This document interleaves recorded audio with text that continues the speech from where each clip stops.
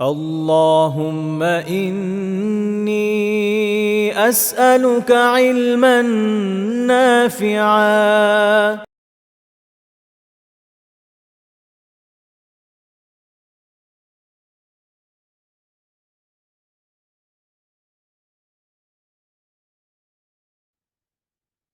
السلام عليكم ورحمة الله وبركاته. الحمد لله رب العالمين، والصلاة والسلام على سيد المرسلين وعلى آله وأصحابه أجمعين. أما بعد، فأعوذ بالله من الشيطان الرجيم. بسم الله الرحمن الرحيم. ولما توجه تلقاء مدين قال عسى ربي أن يهديني سواء السبيل. ولما ورد ماء مدين وجد عليه أمة من الناس يسقون ووجد من دونهم امرأتين تذودان. قال ما خطبكما؟ قالتا لا نسقي حتى يصدر الرعاء وأبونا شيخ كبير، إلى آخر الآية. আল্লাহ সুবহানাহু ওয়া তাআলার দরবারে আমরা অসংখ্য অগণিত শুকরিয়া আদায় করছি। আল্লাহ সুবহানাহু ওয়া তাআলা আমাদেরকে একটা ব্রেকের পর আহ, আমাদের দারসুল ইমানের হালাকাটা আবার কন্টিনিউ করার তৌফিক দান করছেন। আমরা আল্লাহ সুবহানাহু ওয়া তাআলার দরবারে শুকরিয়া আদায় করছি, আলহামদুলিল্লাহ। আমাদের পক্ষ থেকে অসংখ্য গণিত দুরূদ ও সালাম আমাদের প্রিয় নবী মুহাম্মদ সাল্লাল্লাহু আলাইহি ওয়াসাল্লামের প্রতি। সম্মানিত দিনী ভাই বোনেরা, আমরা আমার যতটুকু মনে পড়তেছে আর কি, মুসা আলাইহিস সালামের জীবনী নিয়ে আমরা কথা বলা শুরু করেছিলাম এবং মুসা আলাইহিস সালাতু ওয়াস সালামের বাল্যকালটা আমরা আলোচনা করেছিলাম। তো আজকে আমরা মুসা আলাইহিস সালাতু ওয়াস সালামের কৈশোর থেকে যৌবন এবং যৌবন থেকে তার নবুয়ত প্রাপ্তি, এই সকল বিষয় নিয়ে আলোচনা করব সময়ের মধ্যে যতটুকু সম্ভব হয় আর কি। মুসা আলাইহিস সালামের কথা আল্লাহ সুবহানাহু ওয়া তাআলা কোরআন কারীমের বিভিন্ন সূরাতে বলেছেন এবং বিভিন্ন জায়গায় বিভিন্ন প্রেক্ষাপটে। ইউসুফ আলাইহিস সালামের কথা যেরকমভাবে আমরা সূরা ইউসুফে একটা সূরা ধরে পড়ে ফেলতে পেরেছিলাম, মুসা আলাইহিস সালামের ক্ষেত্রে আসলে ওরকম হবে না। এক জায়গায় একটা বিষয়। যেমন দেখেন, সূরা বাকারার শুরুর দিকেই কিছু বিষয় মেনশন, কয়েক পৃষ্ঠা পরেই মুসা আলাইহিস সালামের গল্প আছে। আ বিশেষ করে গাভীর ঘটনা। এক জায়গায় এক রকম আরকি। তো আজকে আমি চিন্তা করছি সূরা কাসাসকে সামনে রেখে আমরা কিছু কথা বলবো আরকি। তো কাসাস শব্দের অর্থই হচ্ছে গল্প। আল্লাহ সুবহানাহু ওয়া তাআলা মুসা আলাইহিস সালাতু ওয়াস সালামের গল্প আমাদের সাথে শেয়ার করছেন আরকি। তো যেহেতু মুসা আলাইহিস সালামের বাল্যকালটা আমরা আলোচনা করে ফেলেছি, সেজন্য সূরা কাসাসের ১ম দিকের কিছু আয়াত আমরা সেদিকে আর যাচ্ছি না আরকি। ধরেন আমরা আ ২০ নম্বর আয়াত থেকে যদি শুরু করি আরকি, এখান থেকে আ এ আমরা আলোচনা করতে পারি। তো এখানকার প্রেক্ষাপটটা হচ্ছে, মুসা আলাইহিস সালাতু ওয়াস সালাম যখন তিনি আস্তে, আস্তে কৈশোর থেকে যৌবনের দিকে আসলেন, উনার বাল্যকালটা তো মনে হয় বলেছিলাম যে কিভাবে মুসা আলাইহিস সালাম আ ফেরাউনের ঘরে আসলেন। তার মা যে তাকে নদীর মধ্যে ভাসিয়ে দিয়েছিলেন। কিভাবে তিনি তার বাল্যকালটা ফেরাউনের ঘরে কাটিয়েছিলেন। এগুলো সম্ভবত আমি মেনশন করেছিলাম, যতটুকু মনে হচ্ছে আরকি। যদি আমি মেনশন না করে থাকি আমাকে বলতে পারেন। তো হয়তো আমরা সেটা আবার মেনশন করব আরকি, যদি মেনশন না করি। তো আমার যতটুকু মনে পড়তেছে এগুলা মনে হয় আপনাদের সাথে শেয়ার করছিলাম। যেহেতু শেয়ার করছি সেদিকে আর না যাই। তার যৌবনকালটা থেকে এখান থেকে আমরা আলোচনাটা করি আরকি। মুসা আলাইহিস সালাতু ওয়াস সালাম একদিন ঘটনার প্রেক্ষাপটে তিনি এক ব্যক্তিকে থাপ্পড় মেরেছিলেন এবং এই থাপ্পড়ের পাওয়ারটা খুব বেশি ছিল। স্বাভাবিকভাবে একজন মানুষ থাপ্পড় মারলে সে ব্যথা পায়, এতটুকুই। কিন্তু মুসা আলাইহিস সালাতু ওয়াস সালামের এই থাপ্পড়ের পাওয়ার এত বেশিই ছিল যে ব্যক্তি মারা গেছিল। পরবর্তীতে যখন এই ব্যক্তি মারা গেল, তখন ফেরাউনের দলবল, পাশাপাশি হচ্ছে ওই ব্যক্তির ফ্যামিলি, সমস্ত সবাই মিলে মুসা আলাইহিস সালামের উপর চড়াও হওয়ার একটা পরিবেশ পরিস্থিতি তৈরি হয়েছিল। যার ফলশ্রুতিতে মুসা আলাইহিস সালাতু ওয়াস সালাম তিনি এখান থেকে হিজরত করে পার্শ্ববর্তী আরেকটা এলাকাতে চলে যান। এই পার্শ্ববর্তী এলাকাটা কোথায়? এই পার্শ্ববর্তী এলাকার নাম হচ্ছে মাদায়ান। মাদিয়ান যেটাকে বলা হয় আরকি। তো এই মাদিয়ানে মুসা আলাইহিস সালাতু ওয়াস সালাম যান। এই সূরা কাসাসের ২২ নম্বর আয়াতের মধ্যে বলা হচ্ছে, ওয়ালাম্মা তাওয়াজ্জাহা তিলকাআ মাদিয়ানা ক্বালা আসা রাব্বি আন ইয়াহদিয়ানি সাওয়াআস সাবিল। মুসা আলাইহিস সালাম মাদায়ানের দিকে যেতে থাকেন, রওনা হন এবং তিনি বলেন যে, আসা আন ইয়াহদিয়ানি রাব্বি সাওয়াআস সাবিল। আশা করি আমার রব আমাকে গাইড করবেন, আমাকে হেদায়েতের রাস্তা দেখাবেন, সঠিক পথে পরিচালিত করবেন। তো সেখানে পৌঁছার পর ওয়ালাম্মা ওয়ারাদা মা মাদিয়ানা ওয়াজাদা আলাইহি উম্মাতাম মিনান নাস ইয়াসকুন। মাদায়ানে তো পৌঁছেন। মাদায়ানে পৌঁছার পর একটা কূপের কাছে কিছু মানুষ দেখা গেল, ওনাদেরকে তারা এখানে জড়ো হয়ে আছেন।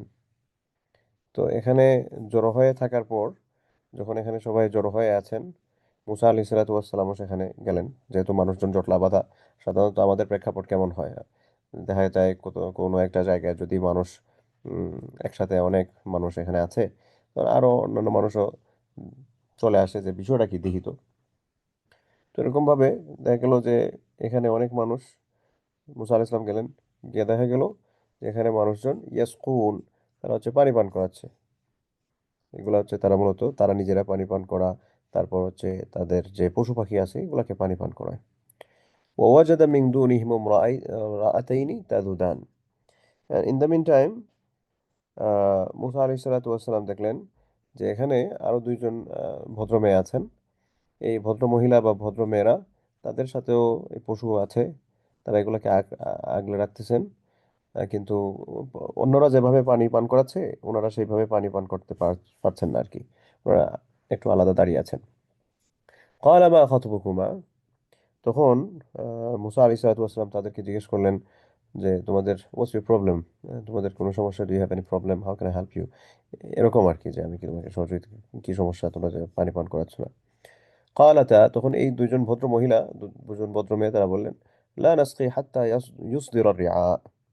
তখন তারা বললেন যে এই যে এখানে মানুষরা যারা তাদের পশুকে পানি পান করাচ্ছেন, এরা যতক্ষণ পর্যন্ত না এখান থেকে প্রস্থান করবেন, যতক্ষণ পর্যন্ত না এখান থেকে চলে যাবেন, ততক্ষণ পর্যন্ত আমরা আসলে আমাদের পশুগুলোকে পানি পান করাতে পারি না।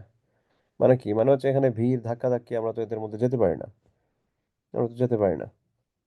ও আবুনা শাইখুন কাবীর, এবং আমরা যে নিয়ে আসছি, আমাদের পিতা নিয়ে আসতে পারছেন না, কারণ হচ্ছে আমাদের পিতা হচ্ছেন শাইখুন কাবীর, উনি একজন বয়োবৃদ্ধ মানুষ, বৃদ্ধ হয়ে গেছেন। এবং এই বয়োবৃদ্ধ মানুষ হওয়ার কারণে আহ মূলত এই কি বলে এটাকে, উনি আসতে পারছেন না। তো এই কথা যখন মুসা আলাইহিস সালাতু ওয়াস সালাম শুনলেন, তখন ফাসাকা লাহুমা, মুসা আলাইহিস সালাতু ওয়াস সালাম ওই ভদ্র মহিলাদের যে সকল পশু ছিল, এগুলোকে তিনি পানি পান করালেন। সুম্মা তাওয়াল্লা ইলা জিল্লি। এরপরে তিনি তাদের কাছ থেকে দূরে সরে গিয়ে একটা গাছের ছায়ার মধ্যে তিনি গিয়ে বসলেন। ফাকাল, এরপর মুসা আলাইহিস সালাতু ওয়াস সালাম বললেন, রব্বি ইন্নী লিমা আনজালতা ইলাইয়া মিন খাইরিন ফাকির। আল্লাহ সুবহানাহু ওয়া তাআলার কাছে বলতেছেন, রব্বি, হে আমার রব, ইন্নী লিমা আনজালতা ইলাইয়া মিন খাইরিন ফাকির। আপনি যে কোনো ধরনের আহ খায়ের, খায়ের মানে হচ্ছে কল্যাণ, যে কোনো ধরনের ভালো কোনো কিছু আমার উপর নাজিল করেন, আমি সেটারই মুখাপেক্ষী। I need this. Whatever the good things you will reveal on me, I need this. যে কোনো ধরনের কল্যাণ, যে কোনো ধরনের ভালো যেটা আপনি আমার উপর আহ, অবতীর্ণ করবেন, আমি সেটার মুখাপেক্ষী, আমার এটা লাগবে। তাই আল্লাহ সুবহানাহু ওয়া তাআলার কাছে দোয়া করতেছেন আর কি। মানে আল্লাহ, যে কোনো কল্যাণ আপনি আমাকে দেন। ফাজাআতহু ইহদাহুমা তামশি আলা ইস্তিহইয়াইন। এমত অবস্থায় ওই যে দুইজন ভদ্র মহিলা ছিলেন, এই দুইজন মহিলা খুব বেশি সময় না, অল্প সময়ের মধ্যেই আর কি, একজন আহ মুসা আলাইহিস সালামের কাছে আসলেন। ফাজাআতহু ইহদাহুমা, তাদের দুজনের একজন আসলেন, তামশি আলা ইস্তিহইয়াইন, এবং আসার ক্ষেত্রে ওনার লজ্জা পেয়ে পেয়ে আসতেছেন। সাধারণত দেখা যায় যে একজন অপরিচিত মানুষের সাথে কথা বলার ক্ষেত্রে বিপরীত লিঙ্গের মানুষ আহ, কিরকম ভাবে একটা আড়ষ্টতা থাকে। তো এই ভদ্র মেয়ের মধ্যে এই আড়ষ্টতা ছিল। তিনি মুসা আলী সালাতামের কাছে আসছিলেন অত্যন্ত লজ্জা পেয়ে পেয়ে আর কি, কিন্তু আসতেও হচ্ছে, আবার লজ্জাও পাচ্ছেন এরকম। এসে কালাত, এই ভদ্র মেয়ে বললেন, ইন্না আবি ইয়াদউকা লিয়াজজিয়াকা আজরা মা সাকাইতা লানা। এর মধ্যে ওই মেয়ে যারা ছিলেন, এই মেয়েরা তো হচ্ছে তাদের পশু নিয়ে বাড়ি চলে গেছেন।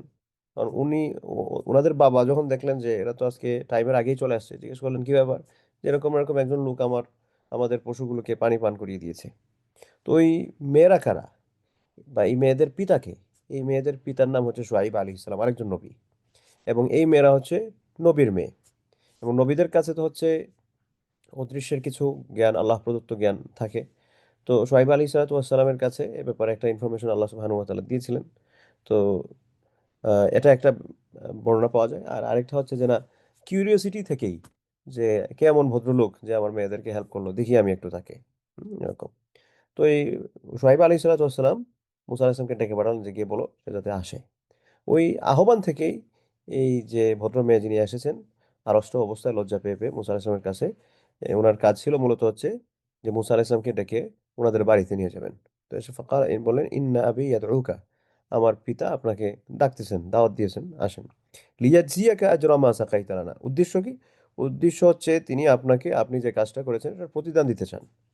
আপনি আমাদের পশুগুলোকে আপনারা যে কষ্ট করে পান পান করে দিয়েছেন, এটার প্রতিদান আব্বা দিতে চান। মুসা আলাইহিস সালাতু ওয়াস সালাম এর কাছে মনে হলো যে না, আহ, একটা সাহারা পাওয়া গেল ওইটা থেকেই। فلما جاءه وقص عليه القصص قال لا تخف نجوت من القوم الظالمين। মুসা আলাইহিস সালাতু ওয়াস সালাম যখন আহ, ওনার কাছে পৌঁছলেন, ওনার কাছে পৌঁছলেন বলতে সোহেব আলাইহিস কাছে, এবং ওনার সাথে ঘটে যাওয়া যে সকল ঘটনা ঘটেছে, ওই যে তাপ্পরের ঘটনা, তারপর ওনাকে হত্যা করার জন্য মানুষজন বের হয়ে আসা, আহ, এই সকল ঘটনা থেকে মুসা আলী সালাতামের তখন এই সকল বিষয়গুলো তিনি সোহাইব আলী ইসলামের কাছে শেয়ার করলেন। ওকাস আলাইহিল কাসাস, সকল গল্পগুলো বললেন। এই গল্পগুলো শুনে সোহাইব আলী ইসলাম বললেন, লা তাকাফ, তোমার ভয় পাওয়ার কিছু নাই। নাজাউতা মিনাল কওমিজ জালিমিন, তুমি মূলত জালেম জাতির কাছ থেকে, যারা তোমাকে হত্যা করতে চেয়েছিল, তাদের কাছ থেকে তুমি ফ্রি, তুমি মুক্ত হয়ে গেছো। সুতরাং এটা নিয়ে আর ভয় পাওয়ার কোনো দরকার নেই। قالت إحداهما يا أبت استأجره। তখন এই যে ভদ্র মেয়ে অর্থাৎ সোহেব আল ইসলামের যে দুই মেয়ে, এই দুই মেয়ের একজন বললেন, ইস্তাজিরহু, আব্বা আপনি তাকে আপনার ব্যবসার কর্মচারী হিসেবে নিয়োগ দিয়ে দেন, চাকরিতে তাকে অ্যাপয়েন্ট করে ফেলেন। ইন্না খায়রা মান ইস্তাজারতা, ইন্না নিশ্চয়, খায়রা মান ইস্তাজারতা আল কাউইয়ুল আমিন, এই যে ভদ্রলোক, উনি একজন বিজনেস এমপ্লয়ি হিসেবে হুম, উনি খুব ভালো হবেন। কারণ উনি আল কাউই, উনি হচ্ছেন শক্তিশালী, এরপরে হচ্ছে আমিন, উনি হচ্ছে বিশ্বস্ত। এখানে আমাদের জন্য একটা লেসন আছে প্র্যাকটিক্যাল লাইফের। আমরা যারা আমাদের মানুষ হায়ার করতে হয় কাজের জন্য, এই কাজের জন্য যাদেরকে আমরা হায়ার করব, এই হায়ারের ক্ষেত্রে তাদের মধ্যে আমি কি গুণাবলী দেখব? গুণাবলী একটা হচ্ছে শক্তি সামর্থ্য। এই শক্তি সামর্থ্যটা কয়েক ধরনের। একটা হচ্ছে ফিজিক্যাল পাওয়ার, মানুষ বলিষ্ঠ কিনা, তার শক্তি আছে কিনা, এটা দুর্বলের উপর সে প্রাধান্য পাবে। আর একটা হচ্ছে the power of knowledge, the power of understanding, এই সকল বিষয়গুলো দেখবো। এরপর হচ্ছে আল আমিন, বিশ্বস্ততা। দেখেন ব্যবসার ক্ষেত্রে আমাদের বিশেষ করে বর্তমানে যারা নতুন করে ব্যবসায় ইনভলভমেন্ট হন, বা হয়েছেন, বা হচ্ছেন, বা পুরাতন ব্যবসায়ী, ব্যবসার ক্ষেত্রে দুইটা বিষয় আমাদের মাথায় রাখা উচিত। আমি ইনভেস্টমেন্টের ক্ষেত্রে যাদের সাথে আমি ইনভেস্টে যাচ্ছি, এক নাম্বার বিষয় হচ্ছে যে ওই মানুষগুলো সৎ কিনা, বিশ্বস্ত কিনা। দুই নাম্বার হচ্ছে সে এই ব্যবসা যেটা করতেছে সেটা বুঝে কিনা, is he expert or not, তার এই বিজনেস পাওয়ারটা তার মধ্যে আছে কিনা। এরকম অনেক আছেন যে মানুষটা সৎ, কিন্তু তার বিজনেস এক্সপিরিয়েন্সের অভাবের কারণে সে হচ্ছে ব্যবসায় লস করে বসে। সে ইচ্ছাকৃতভাবে লস করে নাই, বা সে আপনার টাকা মেরেও দেয় নাই, কিন্তু সে ব্যবসায় লস করেছে। কেন লস করছে? কারণ হচ্ছে তার বিজনেস এক্সপিরিয়েন্স কম ছিল, তার বিজনেস পাওয়ার কম ছিল, ক্যাপাসিটি কম ছিল। আবার আরো কিছু মানুষ আছে যারা ব্যবসা খুব ভালো বুঝে, তার বিজনেস এক্সপিরিয়েন্স খুব ভালো, বিজনেস পাওয়ার খুব ভালো, কিন্তু সে অসৎ। এই অসততার কারণে সে আপনাকে লস দেখিয়ে, সে ঠিকই তার অংশ নিয়ে নিছে, কিন্তু আপনাকে লস দেখিয়ে আপনার ইনভেস্টমেন্টটা সে মেরে দিল আর কি। তো সেজন্য ব্যবসার ক্ষেত্রে আমাদের যে কয়েকটা পয়েন্ট সামনে থাকা দরকার, এর মধ্যে একটা পয়েন্ট এই সূরা কাসাসের এই আয়াতের মধ্যে শুআয়ব আলাইহিস সালাতু ওয়াস সালামের মেয়ে তাকে মেনশন করে বলছেন, আব্বা আপনি উনাকে হায়ার করতে পারেন, উনি শক্তি সামর্থ্যবান, উনি বিশ্বস্ত। That means he knows the business and he is an honest person. উনি সৎ মানুষ এবং উনি ব্যবসা বোঝেন।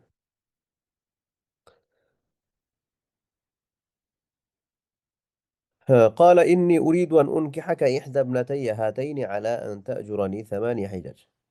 তেমত অবস্থায় কিছুদিন যায়, তারপর মুসা আলাইহিস সালাতু ওয়াস সালামের চলাফেরা এগুলো দেখে শুআয়ব আলাইহিস সালাতু ওয়াস সালাম মুসা আলাইহিস সালাতু ওয়াস সালামকে উদ্দেশ্য করে বললেন, ইন্নি উরিদু আন উনকিহাকা, আমি তোমার কাছে ইহদা ইবনাতাইয়া হাতাইন, এই যে দুইজন মেয়ে আছে আমার, এই দুইজন মেয়ের একজনকে তোমার কাছে বিয়ে দিতে চাই। আলা আন তাজুরানি থামানিয়া হিজাজ, তবে শর্ত আছে। মোহর কি? মোহর হচ্ছে তুমি 8 বছর আমার এখানে কাজ করবে। You will work for me for 8 years. এটা হবে তোমার পক্ষ থেকে মোহর। ফাইন আতমামতা 10 ফামিন ইনদিক, তুমি যদি 10 বছর কাজ করতে চাও, নো প্রবলেম। মিনিমাম 8 বছর আমার এখানে কাজ করতে হবে। 10 বছরের সুযোগ আছে, মানে হচ্ছে চুক্তি হচ্ছে 8 বছরের, এটা হচ্ছে মিনিমাম, এবং এটা 10 বছর পর্যন্ত এক্সটেন্ড করা যায়। এটা হচ্ছে অফার আর কি। কে দিচ্ছেন? সোহাইব আল ইসলাম। কার প্রতি দিচ্ছেন? মুসা আল ইসলামের প্রতি, যে মুসা, তুমি আমার এই দুইজন মেয়ে থেকে একজনকে আমি তোমার সাথে বিয়ে দিতে চাই, এই শর্তের উপর যে তুমি আমার এখানে 10 বছর, মিনিমাম হচ্ছে 8 বছর কাজ করবে, চাইলে 10 বছরও করতে পারো। এবং তৎকালীন সময়ে এটা সমাজে প্রচলিত ছিল, মানুষজন এরকম ভাবে তাদের সবচেয়ে নির্ভরযোগ্য বিশ্বস্ত তাদের যে এমপ্লয়ি, তার সাথে মেয়ে বিয়ে দিতেন বিভিন্ন কন্ডিশনের উপর, এবং এটা মোহর হয়ে যেত। ওয়ামা উরিদু আন আশুক্কা আলাইকা, ওয়ামা উরিদ, এবং আমি চাই না, আন আশুক্কা আলাইকা, তোমার উপর কোনো হ্যাম্পার হোক, কোনো কড়াকড়ি হোক, এটা আমি চাই না। সাতাজিদুনি ইনশাআল্লাহু মিনাস সালিহিন, তুমি হচ্ছে আমাকে, সাতাজিদুনি, তুমি আমাকে পাবে, ইনশাআল্লাহ, আল্লাহ তাআলা চাইলে, মিনাস সালিহিন, সৎলোক, সৎলোকদের মধ্য থেকেই, মানে ভালো মানুষ।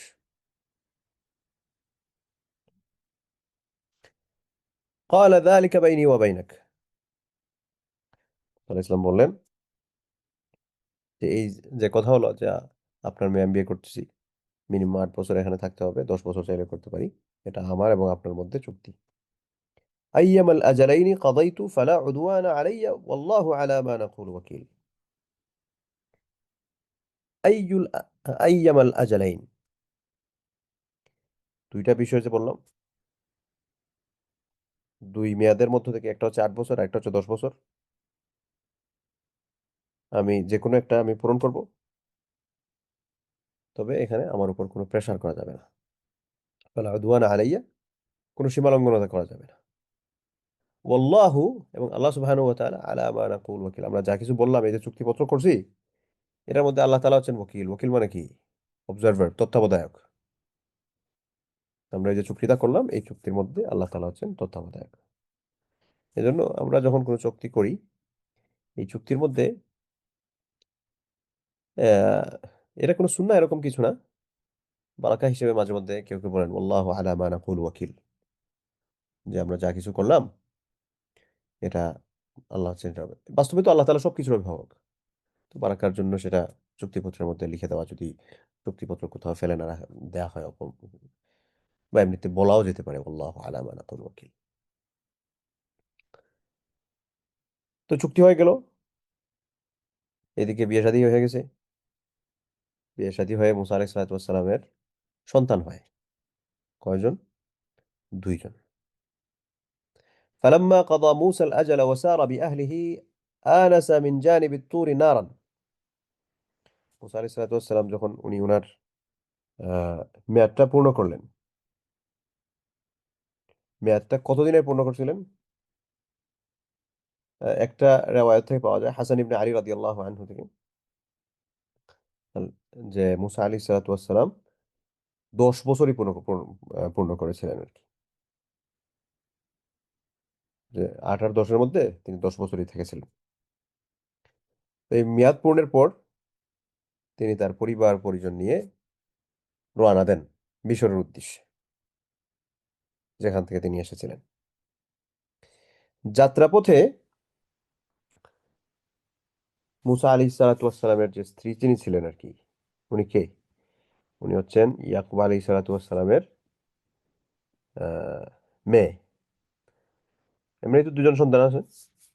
যাত্রাপথে আবার দেখা গেল মুসা আলাইহিস সালাতু ওয়াস সালামের স্ত্রীর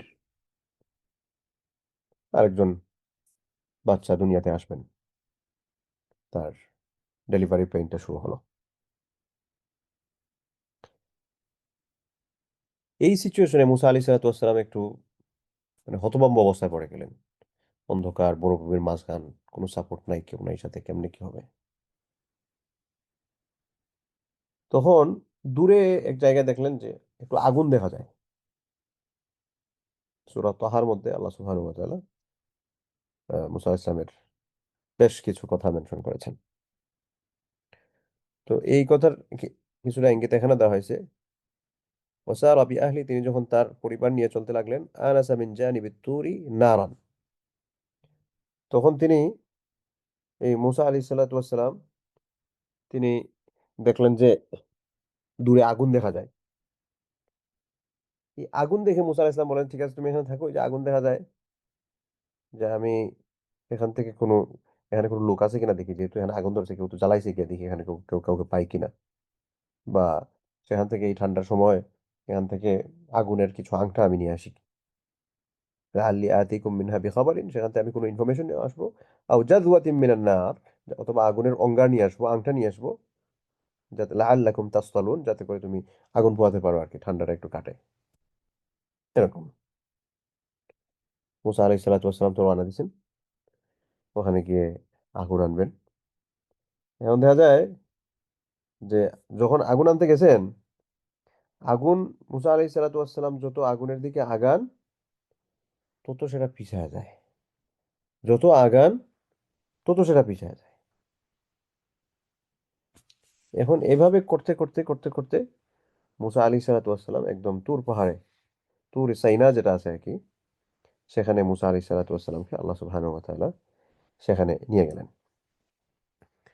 এবং সেখানে নেয়ার পর আল্লাহ সুবহানাহু ওয়া তাআলা মুসা আলাইহিস সালাতু ওয়াস সালামকে উদ্দেশ্য করে তিনি তার পরিচয় দিলেন, এবং মুসা আলাইহিস সালাতু ওয়াস সালাম যে নবী হতে যাচ্ছেন, এই বিষয়গুলা মুসা আলাইহিস সালাতু ওয়াস সালামকে তিনি অবহিত করলেন। তার আগে আরেকটু কিছু কথা আছে। উনি যখন ওই জায়গায় গিয়ে পৌঁছলেন, তখন মুসা আলাইহিস সালাতু ওয়াস সালামকে বলা হলো যে এটা হচ্ছে পবিত্র জায়গা, তুমি তোমার জুতা খোলো।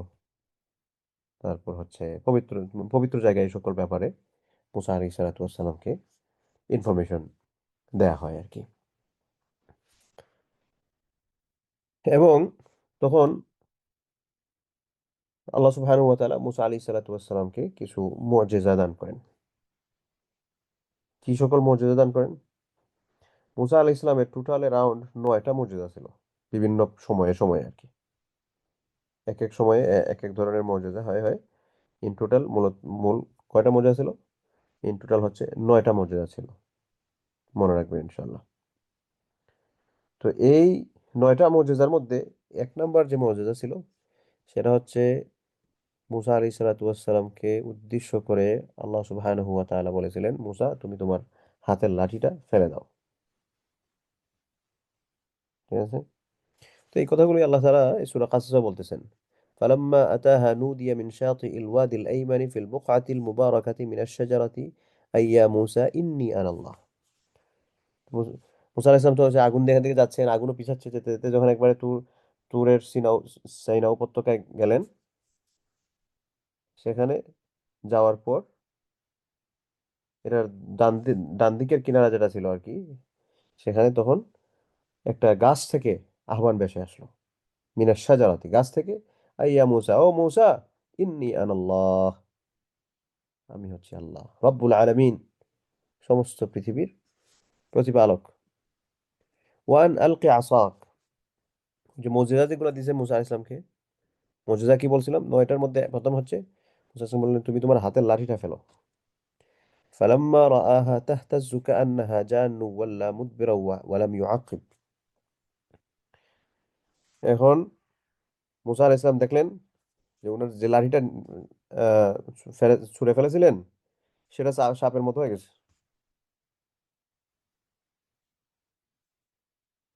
সাপের মতো। ওয়াল্লা মুদবিরান, এটা দেখে মুসা আলাইহিস সালাম দিছেন মানে পিছনে দৌড় আর কি, যে আয় সাপ হয়ে গেছে। ওয়ালাম ইউআকিব, এবং একবারও পিছনে ফিরে উনি তাকান নাই। মানে আমরা যেটা বলি না ভূ দৌড়, তো এরকম একটা ভূ দৌড় আর কি।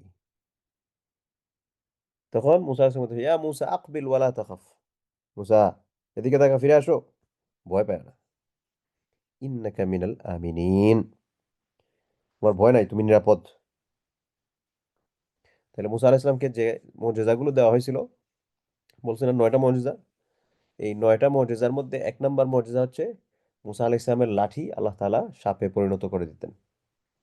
এটা মুসা আলাইহিস সালাম যে নবী, যে কয়েকটা প্রমাণ অলৌকিক সক্ষমতা আল্লাহ তাআলা দিয়েছিলেন, তার মধ্যে এটা একটা। 2 নম্বর হলো উসলুক ইয়াদাকা ফি জাইবিকা তাখরুজ বাইদা মিন গায়রি সুইন। আল্লাহ তাআলা ওনাকে বললেন, উসলুক ইয়াদাকা ফি জাইবিক, তুমি তোমার হাতটা তোমার পার্শ্বদেশের নিচে রাখো, মানে হচ্ছে আমরা যেটাকে আর্মপিট, বগল, put your hand under your armpit, তুমি তোমার হাতটা বগলের নিচে রাখো। তাখরুজ বাইদা মিন গায়রি সুইন, এটা তুমি এখান থেকে আর্মপিটের নিচ থেকে বগল থেকে বের হয়ে আসবে উজ্জ্বল, বাইদা সাদা হয়ে, মিন গায়রি সুইন, এটা কোনো ক্ষতি ছাড়া, এটা কোনো রোগ না। এটা হচ্ছে তোমার আরেকটা ক্ষমতা। ওয়াদমুম ইলাইকা জানাহাকা মিনার রাহবি, এবং তুমি এটাকে ভয় পেও না। ওয়াদমুম, তুমি আহ চেপে ধরো, মিলিয়ে ধরো, ইলাইকা জানাহাকা, দুই হাত, মিনার রাহব, তুমি ভীতি মুক্ত যাতে হও, ভয় যাতে না পাও, এর জন্য একটা হাত সাথে আরেকটা হাত মিলিয়ে চেপে ধরো। ফাদানিকা বুরহানানি মির রাব্বিক, এই যে 2টা নিদর্শন দিলাম, এই 2টা নিদর্শন তোমার প্রভুর পক্ষ থেকে। ইলা ফিরআউন ওয়া মালাই, তোমার ফেরাউন এবং তার যে দলবল আছে, তার যে সভাসদ আছে, এদের সামনে তুমি এগুলো নিয়ে পেশ করবে, বলবে ইন্নাহুম কানু কওমান ফাসিকিন, নিশ্চয়ই তারা হচ্ছে কওমান জাতি, ফাসিকিন পাপী জাতি, নাফরমান জাতি। মুসা আলাইহিস সালামকে ওহী দেওয়া হলো, নবী বানিয়ে দেওয়া হলো, এবং আল্লাহ সুবহানাহু ওয়া তাআলা তাকে দায়িত্ব দিলেন যে যাও, তুমি গিয়ে ফেরাউনকে দাওয়াত দাও।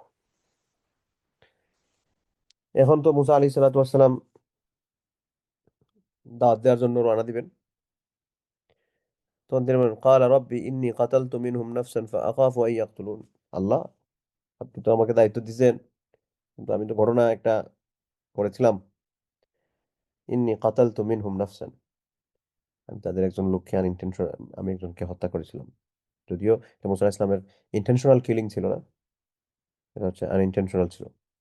তো বলছেন, আল্লাহ, এরকম তো একজনকে মেরে ফেলছিলাম। ফাআখাফু আন ইয়াকতুলুন, আমি তো ভয় পাই যে তারা আমাকে মেরে মেরে ফেলবে। এখন এটার সলিউশন কি? এরকম বলি না যে আমাদেরকে কেউ কোথাও পাঠাইতে হলে আমাদের একটা ঝামেলা, যে আপনি তো আমার বলছেন এখানে যাওয়ার জন্য, কিন্তু আমাকে ওই ঝামেলা তো আছে এখানে আমার। এটা। এরপর বলেন, ওয়া আখি হারুন হু আফসাহু মিন্নি লিসানান। আর আল্লাহ, আখি হারুন, আমার ভাই হারুন, হু আফসাহু মিন্নি লিসানান, তার কথা আমার চেয়ে সুস্পষ্ট, খুব কম, is very fluent than me, is better fluent, তার কথাগুলো আমার চেয়ে সুন্দর, সুস্পষ্ট, সুন্দর কথা বলতে পারে। ফারসিলহু মাই, সুতরাং তাকে আমার সাথে পাঠান। ফারসিলহু মাই, কেন পাঠাবেন? রিদ আন ইউসাদ্দিকুনি, যাতে করে সে আমাকে সাপোর্ট করে, সমর্থন করে। ইন্নি আখাফু আন ইউকাদ্দিবুন, ইন্নি আখাফু, ইনডিড আই ফিয়ার, নিশ্চয় আমার ভয় হচ্ছে যে ইউকাদ্দিবুন, তারা আমাকে মিথ্যাবাদী সাব্যস্ত করবে। আমি যে দাওয়াত নিয়ে যাব, দাওয়াত নিয়ে যাওয়ার পর তারা আমাকে বলবে আন্তাজি করতে নিয়ে আসছি, এরকম এরকম। আল্লাহ সুবহানাহু ওয়া তাআলা বললেন, ক্বালা সানাশুদ্দু আদুদাকা বিআখিকা, ঠিক আছে, আমি তোমার ভাইয়ের মাধ্যমে তোমার শক্তি বাড়িয়ে দিলাম, তোমার ভাই তোমাকে হেল্প করবে, তুমি যেটা চাইছো, ঠিক আছে। ওয়ানাজআলু লাকুমা সুলতানান, এবং তোমাদের দুইজনের জন্যই, সুলতান মানে হচ্ছে আপনার পাওয়ার, প্রভাব প্রতিপত্তি, এমন ভাবে তোমাদেরকে দিব, ফালা ইয়াসিলুনা ইলাইকুমা বিআয়াতিনা,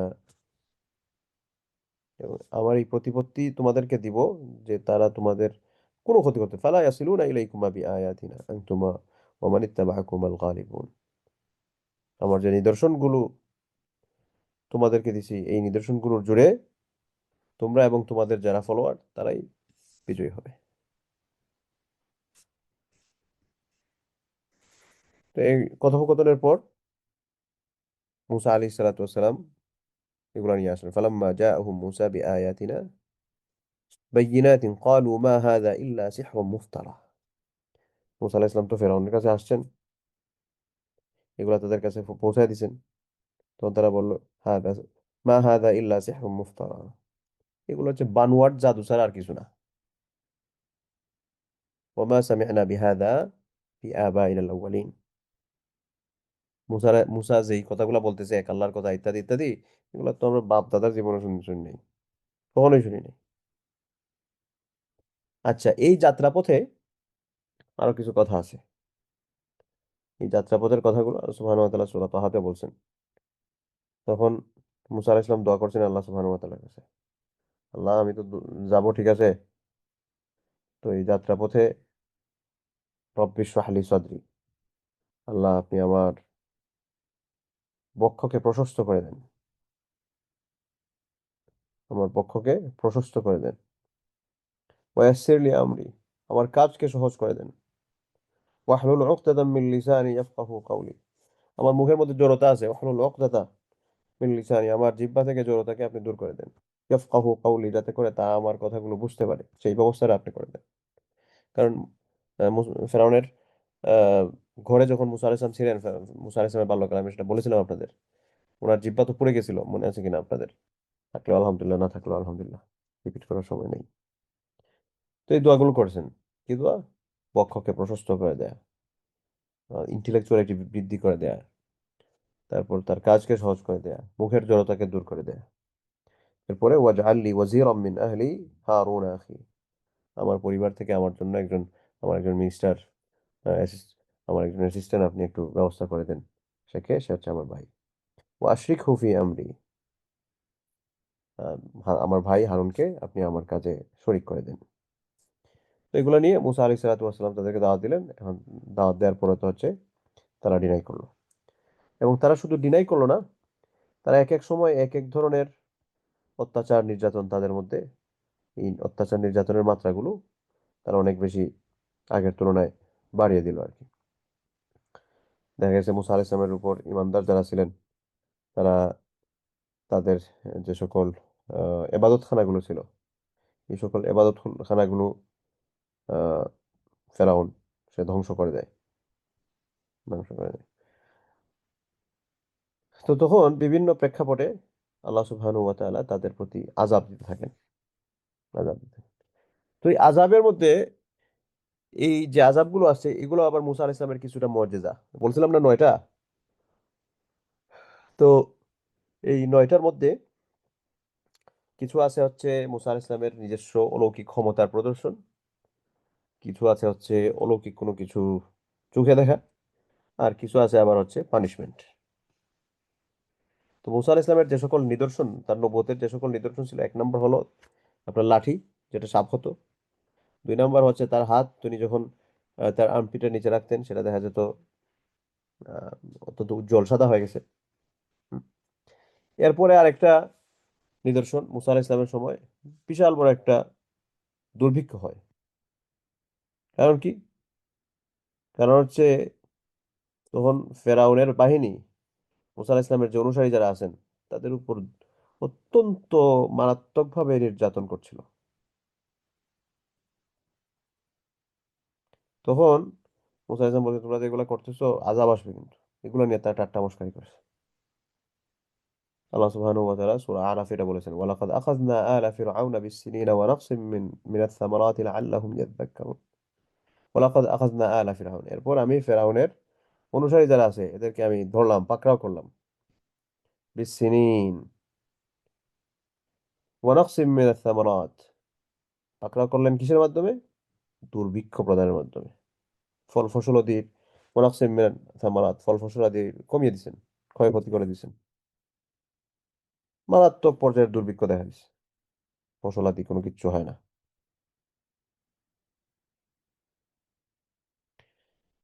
এমত অবস্থায় একে তো হচ্ছে দুর্ভিক্ষ, এই দুর্ভিক্ষর উপর আবার আল্লাহ সুবহানাহু ওয়া তাআলা তুফান দিয়েছিলেন, ফাআরসালনা আলাইহিমুত তুফান ওয়াল জারাদ ওয়াল কুম্মাল ওয়াদ দাফাদ।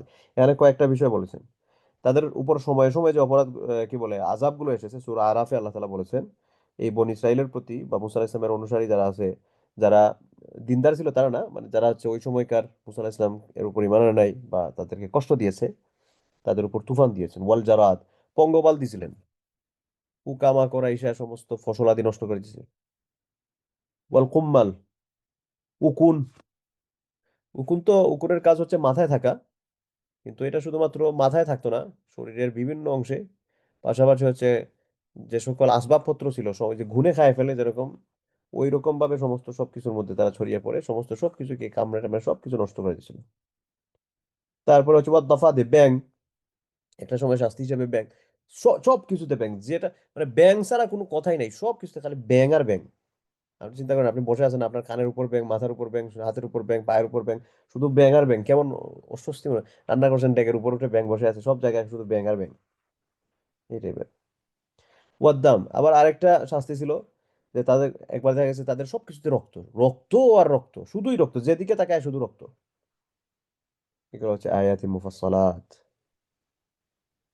এগুলো হচ্ছে আল্লাহ সুবহানাহু ওয়া তাআলার পক্ষ থেকে নিদর্শন। আল্লাহু আকবার। তো যেটা বলছিলাম, মুসা আলাইহিস সালামের সময় আল্লাহর পক্ষ থেকে যে নিদর্শন যেগুলো ছিল, লাঠি, এরপরে হচ্ছে হাত সাদা হয়ে যাওয়া, এরপর হচ্ছে দুর্ভিক্ষ, এরপরে তুফান, মারাত্মক পর্যায়ের বড় বড় তুফান ছিল। এরপর পঙ্গপালের কথা বললাম, হাজার হাজার পঙ্গপাল কোত্থেকে যে আসছে বলা যায় না, সবকিছু খেয়ে একবারে নষ্ট করে দিয়েছিল। তারপরে তো হচ্ছে উকুনের কথা বললাম। হুম, উকুনের কথা। তো এখানে আরেকটা আয়াত আল্লাহ সুবহানাহু ওয়া তাআলা বলেছেন, এবং এখান থেকে আমাদের জন্য লেসন আছে বনী ইসরাইলে। وإذا أردنا أن نهلك قرية أمرنا مترفيها ففسقوا فيها فحق عليها القول فدمرناها تدميرا। আল্লাহ সুবহানাহু ওয়া তাআলা বলছেন, وإذا أردنا أن نهلك قرية, আমি যখন কোনো গ্রামকে বা কোনো এলাকাকে, কোনো জনপদকে ধ্বংস করার ইচ্ছা করি, আমারনা মুতরাফিহা, তখন আমি ওই যে এই সমাজের নেতৃস্থানীয় যারা আছে না, এদেরকে আমি সুযোগ দেই, এরা সীমা লঙ্ঘন করা শুরু করে। ফাফাসাকু ফিহা, এত বেশি পাপাচারে লিপ্ত হয় যে ফাহাক্কা আলাইহিল কাউল, তখন এই মানুষ, নেতৃস্থানীয় মানুষ যখন আপনার পাপাচারে লিপ্ত হয়, তার মানে হচ্ছে এখানে সবারই একটা অংশগ্রহণ অটোমেটিকলি হয়ে যায়, আহ, যারা না হচ্ছে খুব হার্ডলি এগুলা থেকে বিরত থাকে। তারপর যখন এখানে পাপাচার বেড়ে যায়, আল্লাহ সুবহানাহু ওয়া তাআলা এই জনপদকে সমূলে ধ্বংস করে দেয়। এজন্য কোনো সমাজের নেতৃস্থানীয় মানুষজন যখন অপরাধ করে, এগুলো হচ্ছে খুব ভয় পাওয়ার কাজ, যে কোনো সময় আযাব আইসা পড়তে পারে। আল্লাহ মাফ করুন। এরপরে নিদর্শন ব্যাঙের কথা বললাম, রক্তের কথা বললাম। আরেকটা আযাব ছিল যে বসন্ত রোগ আছে না, প্লেগ রোগ যেটাকে বলা হয়। বিভিন্ন সময় এই এক একটা আযাব আসে, আর তারা ভয় পেয়ে কান্নাকাটি করে মুসা আলাইহিস সালামের কাছে এসে মাপ চায়। মাপ সাপ চেয়ে আবার দেখা যায় আযাব চলে যায়, যেই সেই। এই জন্য আল্লাহ তাআলা কোরআন কারিমে মেনশন করেছেন, তুর পাহাড় উঠায় দিয়েছেন মাথার উপর দিয়ে, একদম শেষ। মাপ টাপ চায় শেষ, আবার যে শেষ, আবার পাহাড় চলে গেছে, তারা আবার পাপাচারের মধ্যে লিপ্ত হয়, এরকম একটা অবস্থা। আর সর্বশেষ যে নিদর্শন বলেন বা শাস্তি বলেন, সেটা ছিল হচ্ছে তাদেরকে যে সাগরের মধ্যে ডুবিয়ে মারা। তো এই সাগরের মধ্যে ডুবিয়ে মারাতে যাওয়ার ক্ষেত্রে আগে আরো কিছু বিষয় আছে, আমরা সেগুলো বিষয় মেনশন করার পর তারপর কিভাবে আহ কি বলে আহ ফেরাউন বা তার সাঙ্গপাঙ্গ মারা গেল, সে ব্যাপার নিয়ে ইনশাআল্লাহ আমরা কথা বলবো না। তো আজকে পর্যন্ত আমরা মোটামুটি সূরা কাসাসের 21 নম্বর আয়াত থেকে শুরু করছিলাম, প্রায় 20টা আয়াতকে সামনে রেখে পড়েছি, বা আরো বিভিন্ন সূরা তাহার কিছু বিষয় মেনশন করেছি, সূরা আরাফের কিছু বিষয় সামনে এসেছে। তো আসলে মুসা আলাইহিস সালামের ঘটনাগুলো এক জায়গায়, সব ঘটনা পুরা কোরআন কারিমে এক জায়গায় এরকম না, ছড়িয়ে ছিটিয়ে বিভিন্ন জায়গায় আছে।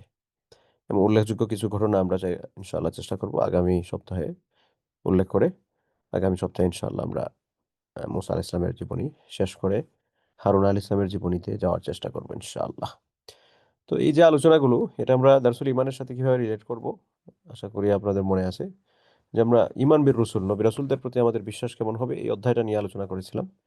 এবং এই আলোচনা থেকে কোরআন কারিমে বর্ণিত যে সকল নবীদের জীবনী আছে, সেই সকল নবীদের জীবনী সংক্রান্ত বিষয়ে আমি জাস্ট একটু বেসিক ধারণা আপনাদেরকে দেওয়ার চেষ্টা করতেছি আর কি। এবং সেখান থেকে আমরা যে লেসনগুলো আমাদের জীবনের জন্য প্রয়োগ হয়, সেই লেসনগুলো নিয়ে আমরা যাতে আমল করতে পারি আর কি। এটাই হচ্ছে মূলত উদ্দেশ্য। যাই হোক, আশা করি আপনারা আজকের যে আলোচনা মনোযোগ দিয়ে শুনেছেন। যারা মনোযোগ দিয়ে শুনেছেন আলহামদুলিল্লাহ। যারা অমনোযোগী থেকে শুনেছেন আল্লাহ তাআলা তাদেরকে মনোযোগিতা বৃদ্ধি করার তৌফিক দান করুন। আজকের মতো আমরা আলোচনা এখানেই শেষ করি।